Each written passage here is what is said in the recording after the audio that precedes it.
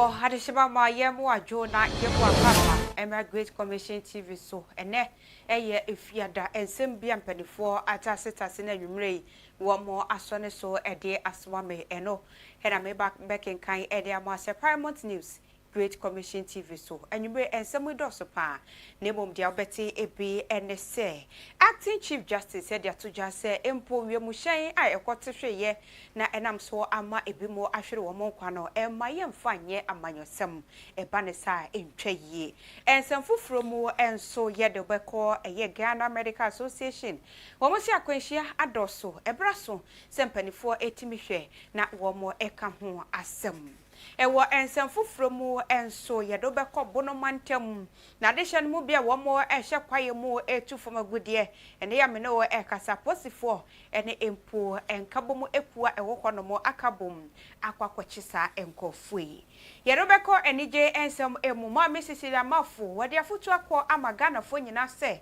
si yebo mpaye de ma oman Ghana na ye nyina ye kabom na ye mampuntuo ebo man Ghana Ubia eni hono ma ne kombedo se wobekọ obi man so akoye adwuma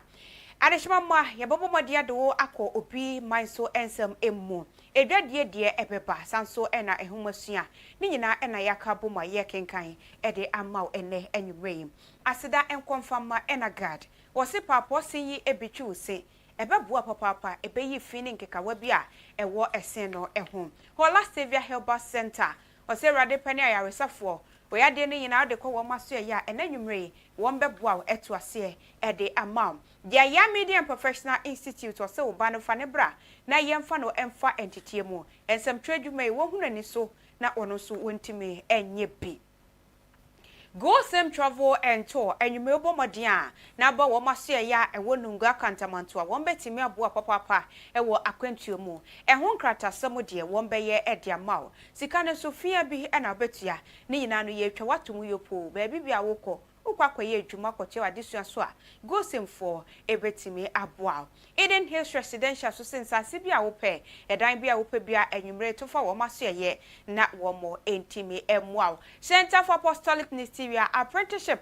nyame adwuma no wo ya no wa ye de ye fantitie mu na hunani so ansana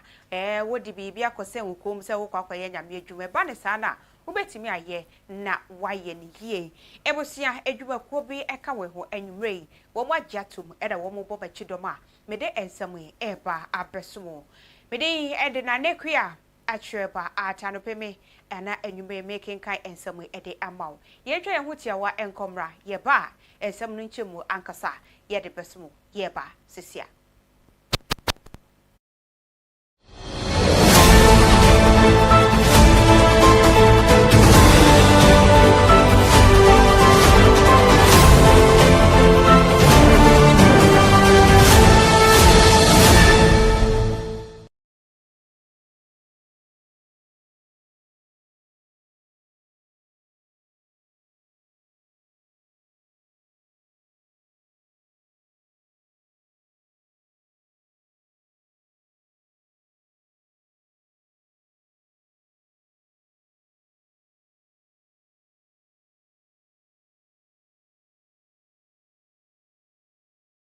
ya fe my Africa se no enchemu ase ankasa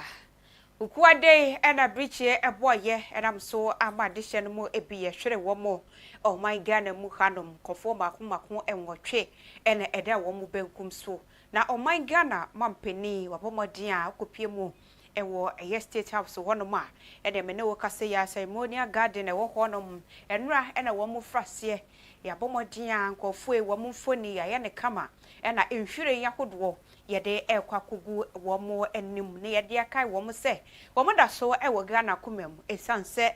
Ghana hudo enti ena wo mo kokohwere wo mo enkwan na de hye no mo hanintini animpa mo de ehono mo a me ne wo kasa de wo mo kohono pa e de nhwire yin ekwakoma saa ade hye enam so ama Acting Chief Justice edema oman Ghana ora pop afo body ekopie mu enei ewo honom na ne kasa mu ene wode to dwa se everywhere enye bra ukokọ gina wakasa o eye ndisi fo entimedia mfa me ho anahye empo no wo mo wo party bia wo mo dom entimedia emfa me ho wose ade atoye nyina ye ni entie wose ye kabom na yetimi hwe na sankofo yi yetimi epa wo machi anase yekata wo machi krakra na ne nyina no ebekoyi a eyeme ene wo enti wenye bra yeye empapa mu anase ye kire party colors ewo honom ye nyina nkambom na ye mmoa ebusua ene mampani na sankofo yi wo momodi a enkata wo mu echi. And yesterday, on behalf of the Judicial Service and the Judiciary, I released a statement of condolence to His Excellency the President, the government and the people, and the bereaved families. Now we are here to commiserate with the President by laying our flowers. And as I said yesterday in my statement, which was actually repeated by the President in his somber address to the people, these gallant men died in the course of duty. And so we should forge ahead in national unity and not politicize their deaths. We should all have recourse to their legacy they left behind and then serve our nations to the best of our ability. Thank you very much. Thank you. Baye fi hono boy na yedasua ejina sansamu ya emu Ghana Journalists Association eno eye ensemtwefo enkabom ekuo opanipa wada ya no hye president eye Owura Kwabena Dwumfo ene wobomodia ene adehye no mu bi ekopie mu ewo honom reflay yi no ase na no na wode atodwa na wakire mu se no kamia yese batakari na doso yenya hunu nkramu papa no adehye no bi wo honom wo mo frɛ wo mo sensemtwefo ene obehuna no wo mo nina mu saa ene obi ade ato na nina wo su wo hunu de anya ne ho no ni wakwakwagina honom enti ma mesese no wumpo mu tesan ene anope kura wutimi num kokko ni bi de empanifo de ba ye no wutimi didi ye de ekoso nyina no wodwe ho san wo se ade ato obi ani enya bere na akwakopema wo ayu microphone wakobusa no sebe yi question bi emfa kwamu wase ebre ye yadrumi ye nyina ye momoden a sentete ye pa wo mode ma ye no ye begina so ukopie mu hono mu a kokona kotwa bi na fa koye oni usise ne omoni show na ade koye akona fa koye wanyo obi akra ntoto na no a enye by force enkonkogina hono mu na afi Dr. Manebu ama e ma me de nhwire beto hono mu na ode microphone di na chi kobusa no ma me wo bayi kura wo na toso san e na wo kura no wono na ye wani da so ana se wo wani da so fufuro bi wo sesebe we nyina eye question fun enfaso obi ani so ukogina hono mu a busa asem ebeboa na empo eto asum wasi yenye we se de beya da chi bi no yenkon kaka sensemtwefo yenim ye adwuma esanse adwuma de yenim papa wo motete yense ye meye adwuma no na yenye ne ye. Journalists, including Chief Krista,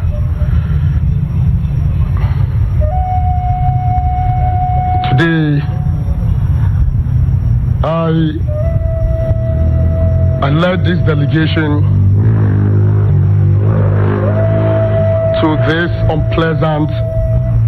to discharge this unpleasant assignment.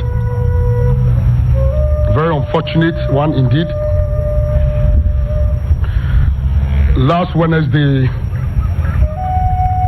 was indeed a Black Wednesday for this nation.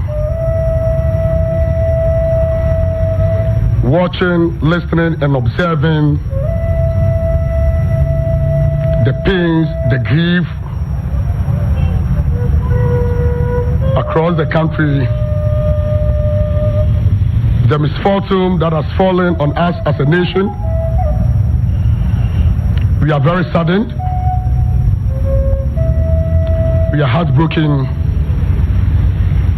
And as members of the Inky fraternity and leadership of the Fourth Estate,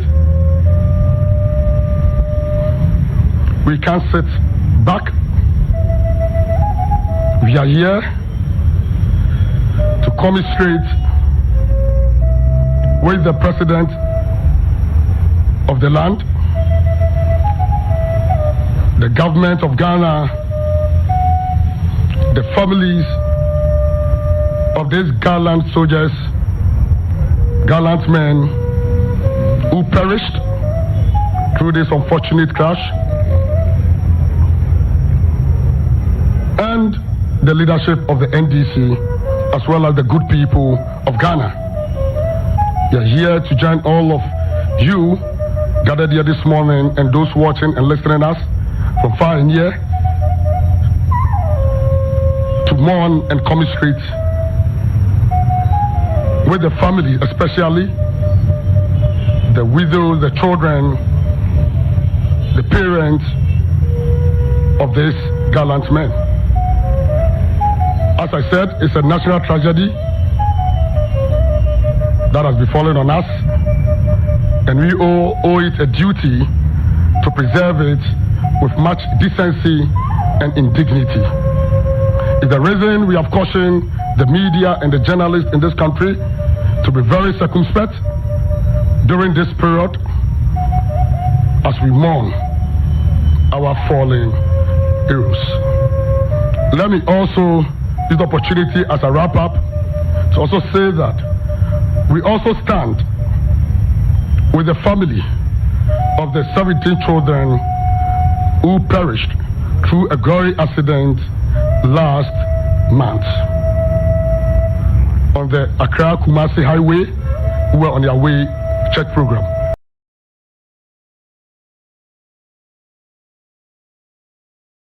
So ejina sansamuno emu sasaganda ya shradie yenyina ya bom na ye jam ebusia ene adofo ewo sa asemu ya atuye yi eho na enne enka ne vice president hedeba omai Ghana Dr. Muhammadu Bawumia ekopie mu ewo dwumadie yi ase na nisam ene wode tu dwose ena nu yeda heye nura na wotete bi musio empo no wedi enya hwe sanse MPP amanyo kuekura no yeti haya ena yi okwa kweti a mahwebedwane ohwo no maneskumi wahwere ne nkwa obi nso twam wasi we mu kura de wanyin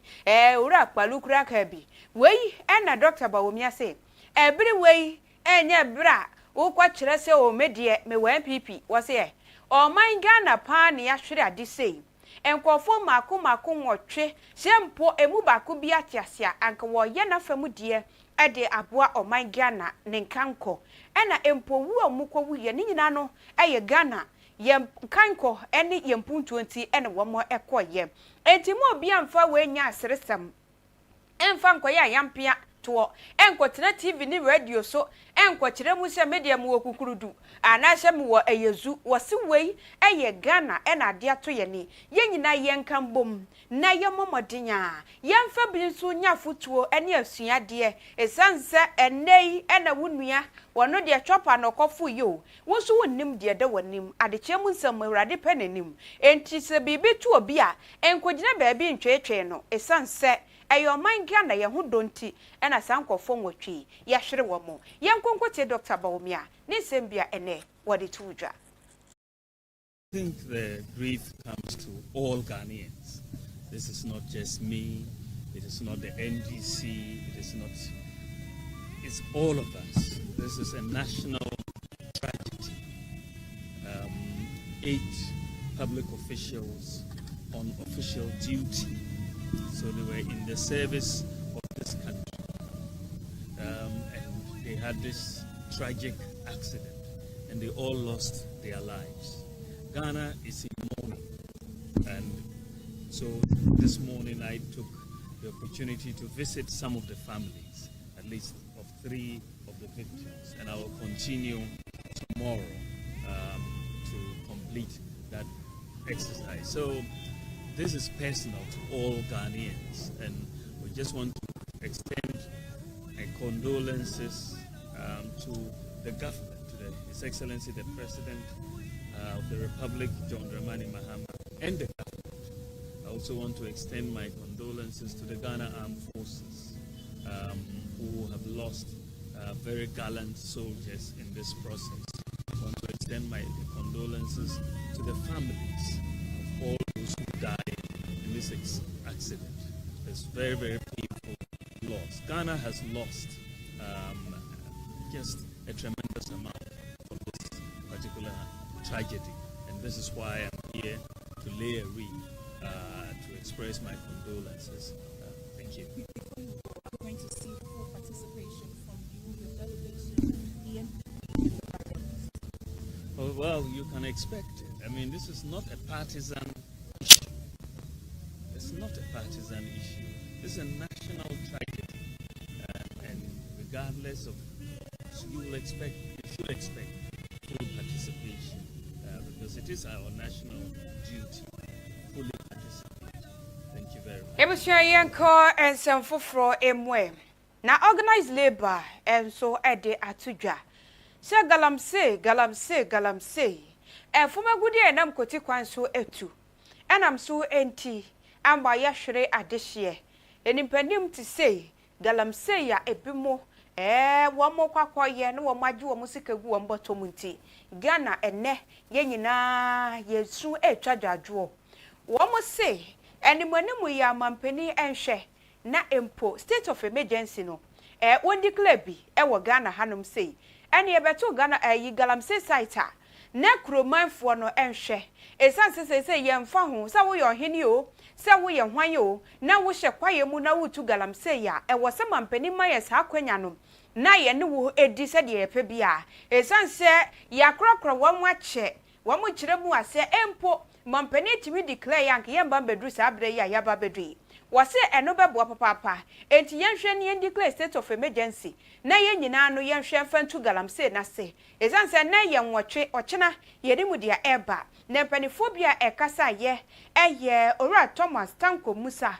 sanso na ora eye Angel Kabonu eye ora Joshua Ansa wono na eye Trade Union Congress wo mo panimpa woda wo mo ano wo mo se mampani hwe na animanimu ya wo ma saade ne enkoso sanse wo mo gidi se wo de saade ne ba galamse eto betwa ne atimi abo enkwa aka no eho ban.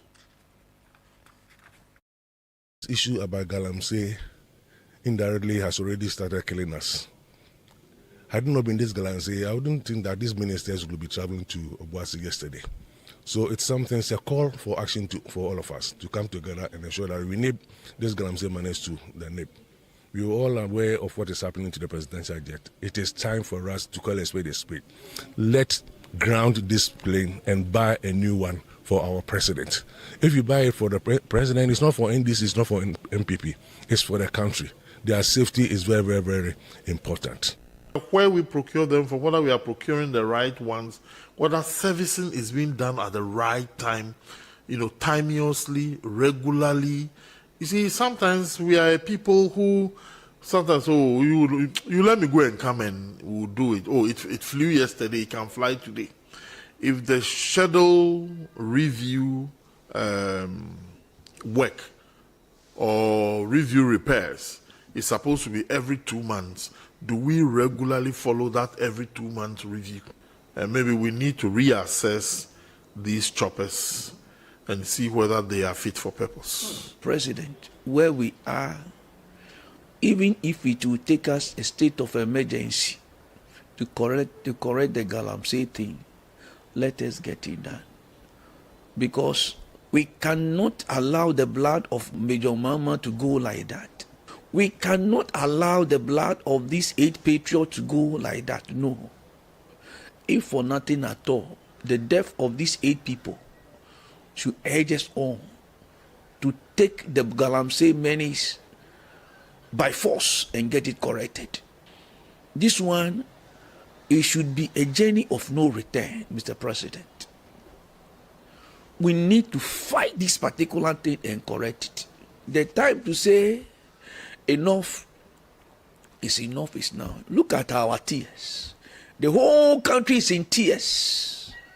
Children have become fatherless. Why? Wives have become widows. Breadwinners have disappeared. And people now begin to ask, what do they have next? Mr. President, I rest my case. And I say that may their souls rest in peace. My free honour na yenko and some fufro emu. na ene eye 44th annual general meeting akoso ewo Cape Coast eno eye Society of Private Medical and Dental Practitioners womo ena ekokodi se dwumadie yi eno eye adehye mo ebi eba no se empono yenhwese ene de keka ho womo nkabomkuo ena ekokodi se dwumai na dwumadie yi ase president edema enkabomkuo eye Dr. Frank Srebo wakasa no wosesese yi de oman Ghana akwanhia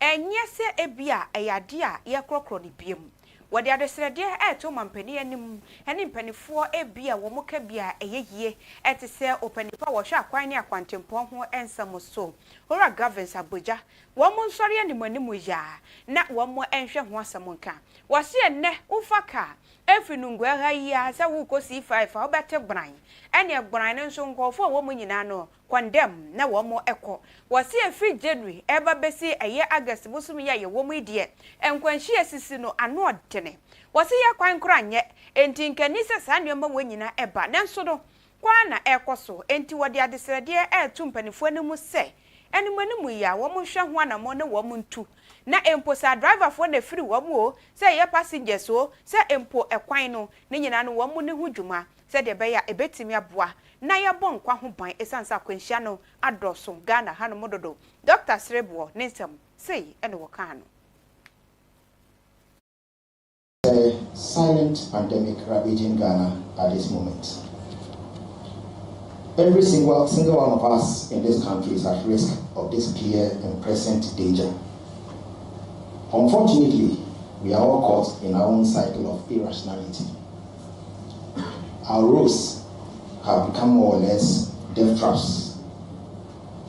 Most of our highways have outlived their relevance.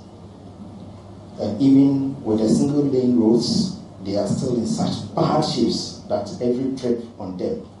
is a dance with death. Sadly, to add salt to injury, our drivers ply these terrible roads with careless abandon. Recently, we saw what happened. 16 very young people lost their lives. 3 days ago, it was 15 on the Accra-Kumasi Road, and there were a few at Asamankesi and others. Road accidents continue to kill and maim the active age population with little or no action from any authority. It is widely accepted that intelligence is a mirror to reflect upon the consequences of our negligence and inactions. So the question is, how we reflect? Adeshima ma yen free Ghana Medical Association wo master ye na yen ko ensem foforo emu ye ko bono mensini no emu na eneya mene wo kasei asrafo enkabom kuwa wo honom wo mo ne empanifo bi akwakoka abom bono regional minister wo nyina ka bom na eneya mene wo kase wo mo kiremu a ekurase bi wo honom ene wo mo asisi adan bi wo honom a na je se wo mo akwakoshe honom atie ekurase ne kama ene wo mo enam kotikwan so etufo magudie galamsey ebi wo honom wo mo sempanifo bi yi wo ma sutire se saade no ekoso ene wo mo so bo modin a ene bokoboko wo mo nkopie honom a wo mo kiremu a dan ya wo mo atimi akukurasi wonom no eburu 2000 mene wo kase wo mo atwaja tum ahini se dwerebe afi wo mo wie yenso excavators mako duba 11 ena wo mo nsa etimi kan ye motorbike 16 eno so wo mo enyaye wo mo ekire mo tricycle abobo yayi eno so wo mo nya bi wo honom chamfa machine ne kura de wo mo se wo mo ntimi nkan esanse eye ka tententen ya wo mo edikosi honom no ayema se twom de wo mo be hye no wo mo ahye no wo mo ahye no so ne nyina no wo mo sesagu ka ne mu a wo mo kire mu se ne nyina wo mo de ba enkran Tien ensuo no emu ena womo ewa womo etufo magudie na eye honorable Joseph Adai Akwaboa wose saade ya ekosu womo abohunde hura enti sese ye womo nsaso womo mudie womo mfa ho so ahene na soma ho se amanyokuo bi ena esoma ho se hwan ena esoma ho womo de womo nyina eba bepie mu ewo eye enkran hanom de wose yede ne kokoto no yede ne beko sefatase wokodam a yede obeko akotum na etimi aboa enokra beda hodom obi kwakoye bi obekai se menu yakwadwo koye ye no sese wotwurum ewo nsawom enti wonye saade ni biem yɛba sɛ wɔn a wɔyɛ galamsey ɛwɔ ha no yɛbɛtu aseɛ so wɔhwɛ ndc aban a abayɛ a yɛnsosɔ galamsey so nti ɛna wohwɛ time yɛ abɔ yɛ wɔ ha yɛ na kyerɛ sɛ yɛne abrɛ paa yie wɔn a mohu baabi a yɛakyini ne nneɛma a yɛasɛe no ɛwɔ nsuo no ho chamfans ɛne apata a amanfo abobɔ ɔmo hyɛ mu yɛasɛe no nyinaa yɛakye excavators bɛyɛ 11 a ɛnu ɔkyena anɔpa ne yɛtumi ayi ne nyinaa firi forest yi mu ɛde ne nyinaa aba sunwan sogyafoɔ bɛyɛ 100 ɛne apolisifoɔ na baeɛ nti nnɛ yɛayɛ adwuma paa na it is not going to end today yɛbɛkɔ so awura forest no nyinaa apama obi a ɔhyɛ mu na wɔtwe biara yɛbɛba nti yɛmma adwuma no nyɛ ɔmo dɛ sɛ wahu ɔmo strategy woba baako yɛ ne sɛ womma bio nti wokɔɔ yɛ a yɛhwɛ bɛyɛ na wɔtwe na ɔmo asan ababa ba wɔdeɛ yɛbɛba na wɔtwe biara and I have committed military people a ɔmo nso ayɛ ɔmo adwene sɛ ɔmo bɛboa na yɛaresɛte Ghana wohwɛ sɛ yɛhyɛ ase anopa a yɛnya mfiri ha na kyɛ sɛ anibere wɔ mpaa nneɛma a yɛakye nyinaa nso no yɛkɔɔ yɛ a yɛde ne nyinaa ɛkɔ nkran baako kora nka ha baako kora nka obiara hɔ nti mɛka kyerɛ obi a ɔyɛ galamsey medeɛ mɛkyew a memfa ho ne nipa a ɔyɛ sɛ ɔyɛ ɔhene sɛ ɔyɛ partini sɛ ɔyɛ hwanni memfa obiara ho mɛkyew a makyew nti ɔhu sɛ baase no fire service for baase kɛseɛ na wurawura no nti yɛkɔse sɛ ɔmo nyinaa gum na yɛhu nipa dodo a yɛtumi akye ɔmo na memɛki sure nso sɛ yɛde ɔmo nyinaa bɛkɔ court na yɛahwɛ asɛ ɔmo difo a yɛde ɔmo atom ahɛno no na kyɛ sɛ bono mantem ɛhɔnom ɛyɛ bandaboase kura ade hyɛ no mo ebi abo ahyɛ hɔnom ne nyinaa ɛyɛ foba gudie ɛna wɔn ɛde etu yɛkɔ ensɛm foforɔ emu na honorable Simo Semesa enka no na wɔyɛ asante mantem soafoɔ ɛne wɔn nso bɔ mɔden ato anamɔ kopie mu ɛyɛ ora samo aboagye ne fie na bra wɔkɔ hɔnom na wɔn wɔn kɔ akɔdi nkɔmɔ ɛne wɔde to dwa sɛ asɛm yi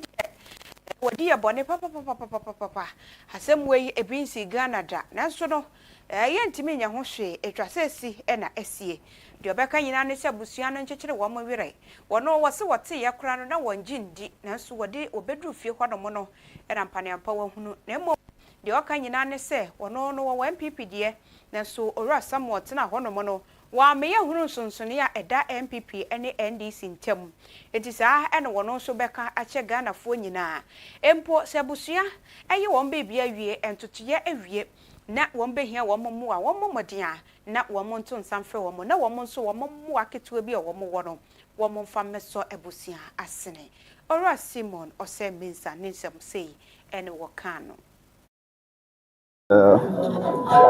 Yesterday was a very sad day for this country and also for Asanteman. Honorable Samuel Sapon, many people did not know, was a very good friend of mine. And when I became the regional minister, whenever there were some issues of public interest, you call me and advise me and encourage me. There wasn't a single place that we met for which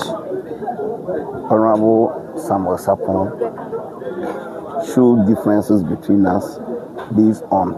political differences. He's such a person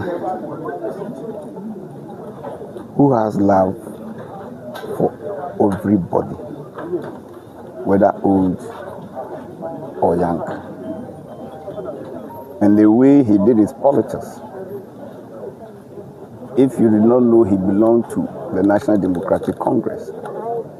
you might think he was somebody who was neutral, did not belong to any political party in this country. So it came to us as a shock when we least expected that he would leave us so soon.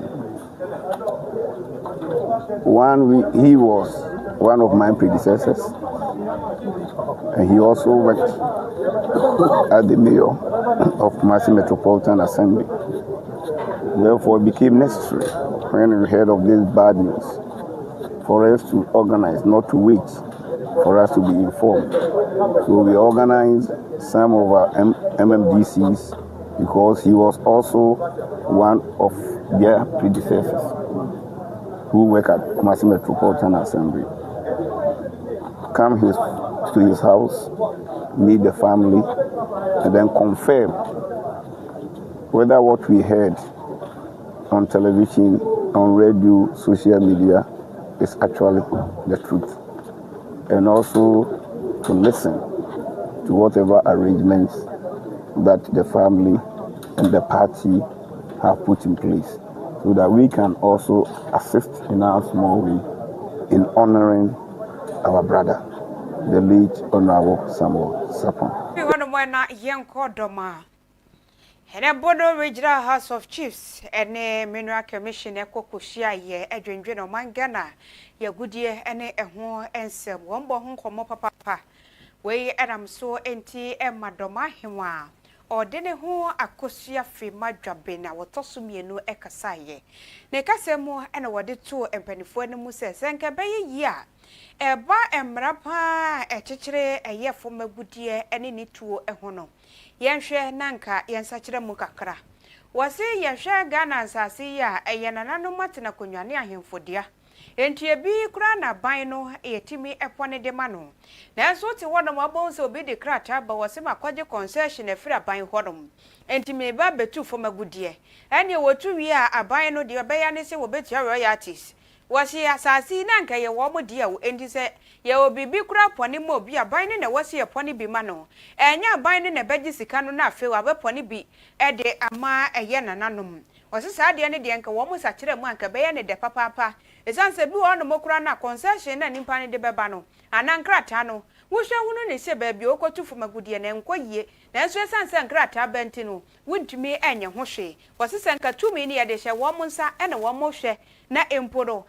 kwan a wo befa so obetu efo magudie ne nyina hye wo mo nsa anka betimi abo wo mo papa ode ne ho akosua fi madwaben ne nsem ode tuudwa sei dana sasetan ye de ya na magudie wo ne de ya aba na de abra ye kono hene na aba na wo menti ase nti adanwono masa ho ye ho bibi na ebe ye yi a saa wo ne de ya won sesa no ma ye ne mo yi a saa sase ya wo di a unim saw no wa manfo motum kuro so ma chechire wo na nanan kura bi wo ho asabi be ku be aba de be moja be de be tidi akyere ma no munya saa sase ekwo wi ase no sese de be asase ne de ye tintwa bi ma ya de sere ma be de ya adane eno de be tuya ho bibi e de ma ye ma ye ho royalties ni ade na emo gold be piem diamond be piem na aka be piem a ene de ba aba na de a aba na wada nwoma aba na asase de okonya bi won ka wo de hu ye jubilee wo no te nti ka wo de ya wo de ya gold bi pie wo de ye ne bi yonche na emo se ye tie nkuro so ne ye nsase gold wa piem ba aba na de a ne na ayi akura ne se abonsa hene te ne kurom ne mpanyimfo be take decision ya wo soro wa ben fraw dan ka bibia ntre on want to hwe wo be hu ne se bi ne be se ntare baba ne be kitankrata be ya akwa abanim ne mineral commission fo minister wana e fa yesne ya baba ka brofa kraka ne be de akero brofa no kura bi wa ko school abo degree so wonti ne be ka na se be pe wabu nti ayada ne yetie kurom ne ho be ye bibia ma bi e wo ya sase so ne ho ne ye nyina nsia ne ye ndwene ho na nsa ne yade atuma nsa ne ho amakwana ne ye be hu ani pa ne de krata aba abe do ma abo nkoko fie so ya sunya na ba onko atronie abra sunya hene ni nwo hwe atronie oni gold dodo na ewo ne so okotu wie ne na ode be ma ne sa na fe no ko ya na obae ntinsa wanda hono ma ne waba ne sa de mba suma kai sa nya textbooks bi ne wo betie ensama kwotoro ne pasampa ne wo betie nu masem ne wo de aye adwuma de a nsra wanda hono ma na ye ka ne ne hu ntie ne wonya won sakraye mai ne wo de agudie ne se ho aba ne de akwa ne wo be makrata ama se bi mra ma ye ho adwuma mo ma ye nyina ye nsia ne ye ntum enwusa ba bia nipa na ba ye adwuma no esefata ntesa asabio mu wonkran ye nkuro so mu ninwo mo da se map no be de ama ho be stromani ebia gold ho ba bia gold so we ebia na ebe nsuo mode ama na wie ye koka ne sesia be abane wo so no saa nipa hene no mpena sem enu nti no be so makwana ma betu gold no tinsra ho mineral commission fo mpanyimfo brofo de won begina wan ka bia etie po ne ye da so ne gese ye sore sanse ya ntia entimi misa asem no ntimani bere sem abrewatia nsore ya me kasa ama wantene sa da nwoma fo de ye ho hwe ne yi maye na asase ntimi nya wo de ya mamu agudie enkoya abane de ya ye ko de ye moja oje asase na abane no nya mbaye srewo pa da nwoma mani bere sem a me de oka ne be so wanda nwoma wo de royalties ne ba ho ma monya duru sanse ye me ma ne ye ma no pemu ye duru ane be ma ye kese be ba na esu aba ma ye ketu afisa adwuma gu be so doso be ko ayie bi yare be ko hwe no ne nyina na amsika de ko akodim na emo nse ho pagya mu a ada nwoma be de bi totoa ya da ma me nso ye ko US abrochiman no emu omo mampeni eye mampeni Donald Trump wono ena kasei wase brebi hobabedi mampeni ewo US abrochiman no emu na wobabetra so ena wo hunu se Venezuela wo mo mampeni eye mampeni Nicolas Maduro bani se nu boni a wo kire mu papa wo de hu dwuma papa ewo baabi a wo bia enti na mso ma wo bomodin a che papa yim afedi enkonkwo wi ase aban etu ye anase wono no yakwato aba wantimi ani nkunim ena wo mo eja papa yim nanso wo kwa ya bai wo hu ne se eye mampeni Nicolas Maduro wo guso wo ye saade no enti wo penache no na enie atadwe wo se mwate de papa wo bia woni mbaabi a mampeni Nicolas Maduro ewo bia no bamodi ansa wo beche ne dia bre no na enie mibusa se kwabra ne timi che kwabra ne paade a enie mampeni Donald Trump se che ne fabra na beje aya America sika yi $50 million bra beje ni free yesansa wo de mampeni Maduro e dia bre no nti wazo wo de ba wo betua ne wa de amount na anu wo de $25 million na eto honom eno no sesako euros a eye 18.6 million nanso wanya obi antimi amfa na mre no enti sese de wa ye ne times 2 emo ho wade akọ eye 50,000 eno no wo kire mu a eno eye 37.2 million euros enti wo de ba eye free bonto wade ma wo se de wa ye sei mabunu ni bi papa ezanse nu a woto koken wom ene wunim red tramadol wo se sanioma na eno wo nu hye mampani wodi hudwa enti ne wode ne ba wo behwe na wono so de na akọ afiase na emom no sika no enya de a wo befa edie wa yesi wono mo se obi ode ne bebe bia no wo betua sika no edi ama no emfa ho ene omanya wo firi mu eno ne ensem ebia efi US abrochiman no emu aba yemfi wono mo na yemra Ghana yenko enije ensem emu mami Cecilia Mafo efunu mu ba hene de wasane mahoma se won kai na ne nwom no ebi eno no ko achi kakra wose enne o man Ghana yete anom abrantie siso wo ye ni modwa wonya sika kakra no watebri wose o media me kwatena wiamuhye mu me so me kwa brochire ni bi me ba ya fra me boga me kopa adwuma wo so obi ko nkutansa no adwuma bia wo obi so wo honom a wo kwei enye agent papa na de ne ko afi obokwakwadu wanom ne wakwada bonte na ne entontom owie no na nsuo tobro no na afei na wakwagina ho no be yelala sulala ye fiefo mesra mo mafa me na me ana me baye me pese me san ba Ghana wo se wanyina to obetimi atwa ewa beko a oman Ghana ye nyina ye ka bom ne yabom pa ye didi ama Ghana se nyame moa ye na adwuma entena hanom sei oman ye entumpo no so oman timi tumpo de a enya de obi beda dwene ho se wo ko obi man so akwakoye adwuma wo so obi man so ne ya wunye obi antimi ne mo nkomo si obi asue na mpesie pa no beka se minwi ba ko nkamu de da bi ebi ni honom nanso Ghana de dodo ye ho pa ba bia befa bia na anye ye kwa obi aso ne ko pota obeyi gya ba ko de akoto diem enti nka somdwe wa ha enti ye momodin ampai bone de ye ni ma ye ho na oman ni puntuo ne nkanko enko nanim ebeboa papa ama wonso watimi atena ehanom sei na no kopia mu ewo empo eye dwumadi a ekoso reflay na se ena wono so de nsam yi etu twa na o ma Ghana edi ya won kan jira oba so won kwa brechire ntini ya meka chi o ma Ghana nyina ne se ye nyame have God si ebefo mpa yema o man Ghana be de ebekọ so eni ma ekọ so nyina no obi ga say obi ti be bi bom pa ese bi si na esi edi mfaso na obenya edi anije na obenya yebetimi atena o man Ghana with that no prayer say yempanifo no obi kwa so ko mo pa ma president Mahamada esanse fa no wabe Mahama enti di open wanya daddy o man ni di ya na obi di yi enti wo sole na o man no eni ya kan woni se ba bi o man na ko no wo so be dai ko akoto bi so man ya ye na sika o ho dwuma e kosto we ye abom ba ma na ya nka bi ye ni so be ka che o ba na se on to pan ko be esanse wutu wani awe wa ha wutu wani awe wa ha wutu wani awe wa ha ti ko be free no ko ye mfa de ansi nyi su ehunu se wo be dam ko no wo be so ya bom ba ya ma o man ni o president e pasa e be ye shira e de amobia me mo bibia ya ko wona won krofo afifiri obia ya ko won se ho den na onyame de onye ya ma ye nyina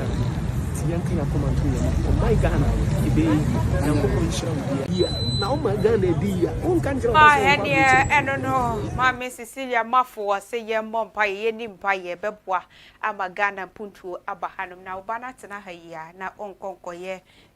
wo bi my so akoa ensem bi odi tuja no ebosia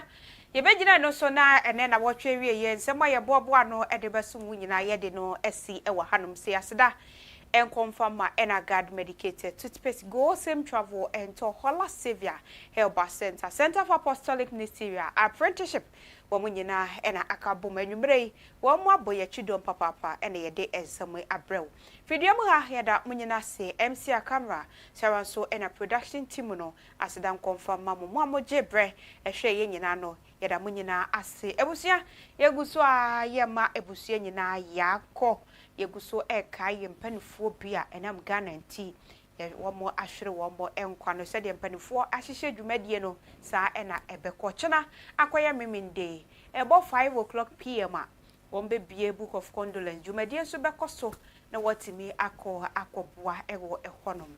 yebehwe ahweye de ye empaibọ nso ye hwehun so ye drivers mun drive ye passengers mun nyai se mo top pressure ma drivers se wo mun ko speed esan se ye kwanye ezuo so toto se de be ye beboa papa enkwa aka no ye mo ho ban de ye nya yi a ye mfa ne sa sebe e ma no ntoso mienu san se man no de ato ye ne kura ye nya ehunu eni so adesima ma medin ede na nekua acheba alta ye ma mo ne hwa adeshi yakramo